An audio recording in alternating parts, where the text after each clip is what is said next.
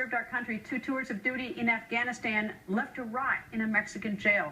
Our next guest served with Sergeant Andrew Tamarisi in Afghanistan. Sergeant Bo Cochran was Andrew's sergeant and squad leader. He joins us. Good evening, sir.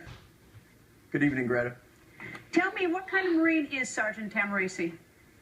Oh, he was a phenomenal Marine, Greta. He, you know, when you come to the fleet as a junior Marine, it's a pretty nerve-wracking, pretty stressful environment. And, you know, your senior Marines are in your face a lot. And, you know, Tamarisi was always the guy who could handle it. He had initiative. And there was many times that we tasked him to be in charge of his peers. He was a really great Marine from day one all the way through his first combat tour that I served with him during. And so you were there with the first tour of Afghanistan with him and not his second? Correct, Greta. I was his squad leader, his sergeant. He was a lance corporal then. What did you think, you know, as you sit here tonight and he's rotting in a Mexican jail, what do you think? You know, to say it makes me angry would be an understatement, you know. I mean, Tamarisi, he's no different than the Marine that salutes the president every time he gets on and off Marine One. He's no different than the Marine that held the umbrella over his head when it was raining outside. And there's no doubt in my mind that Tamarisi would take a bullet for President Obama. Any of his Marines would, you know. We got his back. We go to the plate every single day. And, you know, it'd be nice if he could just get off the bench and get in the game on this topic. You know, we have his back. We've made that clear, you know, by everything we do as Marines day in and day out. I would just like to hear from him at least a little concern. You know, we're his Marines. Tamarisi is his Marine that's getting beaten and is not. Last time I talked to him, Greta, he's getting fed sugar water and bread for dinner. So I mean, this is a big deal. I would never let one of my Marines get treated as if they're in a POW camp on a nation that's supposed to be our ally. You know, Sergeant Tamarisi suffers from PTSD. When you have any sort of contact with him, does it manifest itself in any way, or do you think it has any impact on his time in prison? You know, possibly, Greta. You know, I mean, this guy, he was a fighter. He's trained from the world's most elite fighting organization.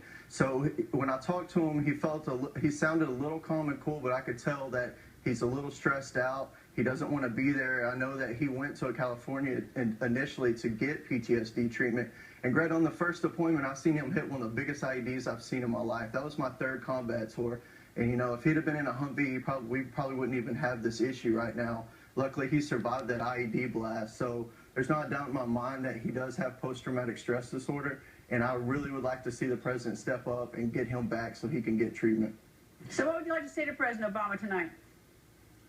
I'd like to say, sir, you know, we care. You got a lot of U.S. Marines who are here watching this and watching what you do, and we want to see that you will go to the bat for us, that you have our back in a time of need, because we clearly have yours, and we'd never let anything happen to you. So it'd be nice to just feel the same, to know that our politicians have our back, and we're, you know, even after we've completed our service.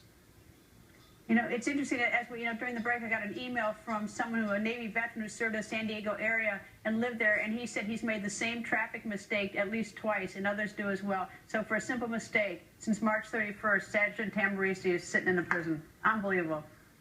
It is unbelievable, Greta, and the only thing I can think of is maybe a possible liberal backlash if he goes to the aid of a gun owner. But, I mean, I would think that who cares if he's a gun owner? He's an American, a Marine that served 2 combat tours honorably. There's no reason for him to be left down there like this, and I got a lot of buddies, including myself, we're very angry over this issue.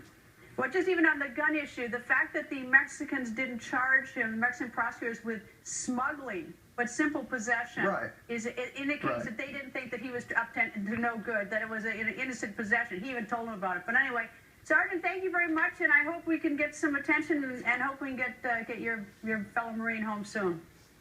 Thank you, Greta. Thank you for everything. And tonight there's disturbing